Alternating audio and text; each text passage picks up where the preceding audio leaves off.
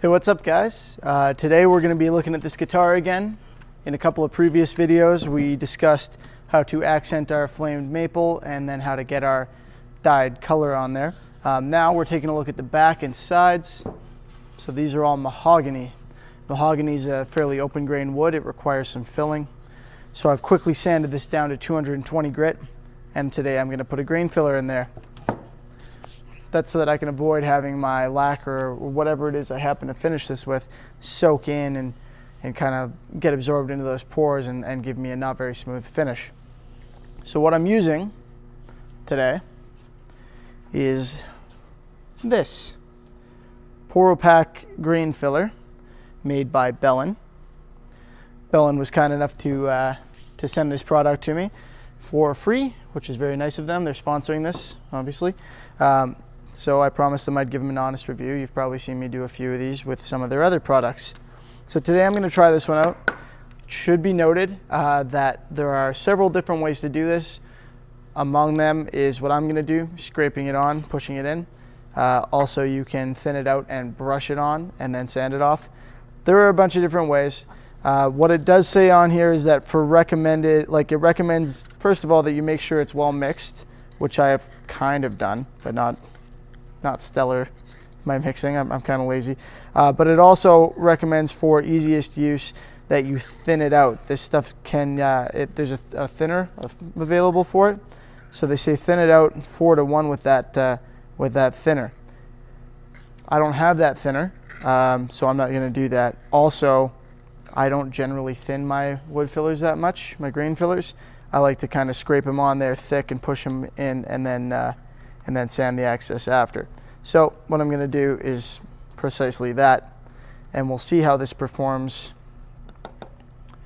kind of following their recommendations, but not really. So what I'm going to do, like I said, is just take some of this on my putty knife. That's what I'm using, and I'm going to put it on the wood, and then I'm going to pull it along, pushing it into the grain and then scraping off the excess.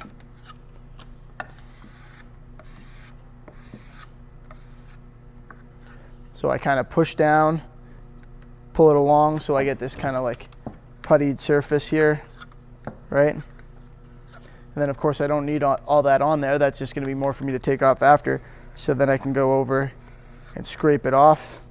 And what I end up with back on here, I can then apply to a different area. This stuff is not water-based, as far as I know.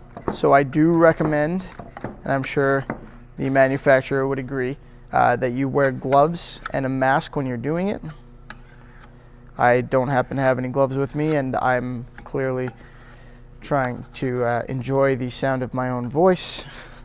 So no mask either at the moment.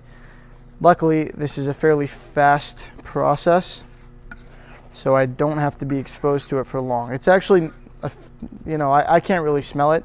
I don't think it's all that bad, but I'm not a doctor. It might be terrible for you for all I really know.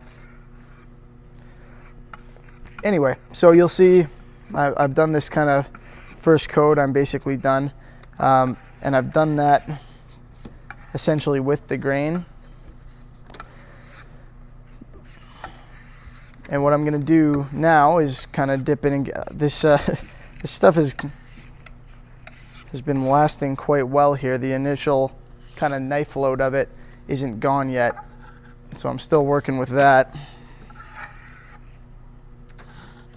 What I'm going to do next is apply it again with the grain, because it's easier to push into the grain if you're following it, but then I'm going to scrape it off against the grain, because the first one I'm trying to get it in there nice and deep, and when I push in, I'm trying to push into the grain, and when I scrape off, I'm trying to also use that to kind of push stuff further in. But the second one, I want to avoid pulling anything out. So I'm still going to push in with the grain on my second go around here, but I'm going to remove it against the grain. Hopefully that kind of makes sense. It's a very fast process, especially the second time. Just push it in, scrape across to pull it off. Try not to miss anything. Remember, the more of it you pull off now, not out, but just off of the surface, the less you have to sand after. Leaving a very thin layer of it on there can be beneficial because fillers do have a tendency to shrink a little bit, and it can shrink down in there. But I find that it's easier to just make sure you take it all off of there, and then if you need to fill again because it's in the pores, you can do that. You can do it again. This stuff doesn't take long to dry. As with most of the Belen products, it's designed to work fairly quickly, which is something that I really like about them.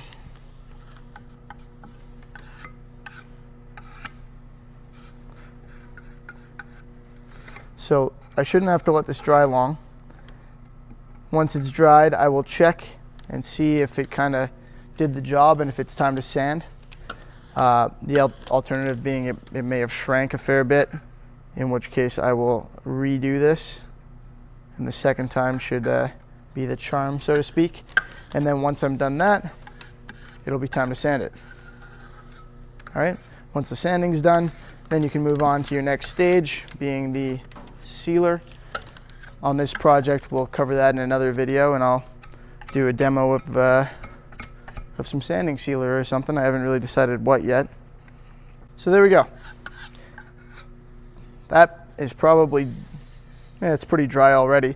It's probably pretty much good to go now. All right, guys, so the pore filling is done on here. It's had a few minutes to dry. Didn't take long. It's already feeling pretty good. So I think it's time to sand it. It feels smoother already.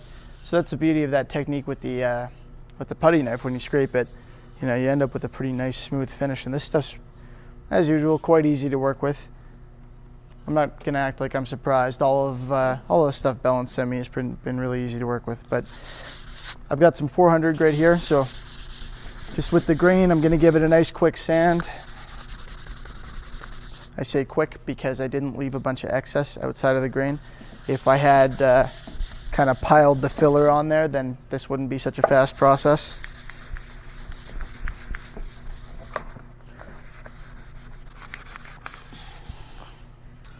Well, it's nice and smooth, sands away very easily, as it should.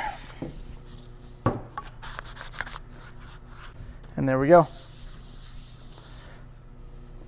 So I've got my nice smooth surface here. All the open grain is filled, and so are some small cracks in this area. So I'm happy with that. Edges feel good, and this thing should be ready to take on some sealer now.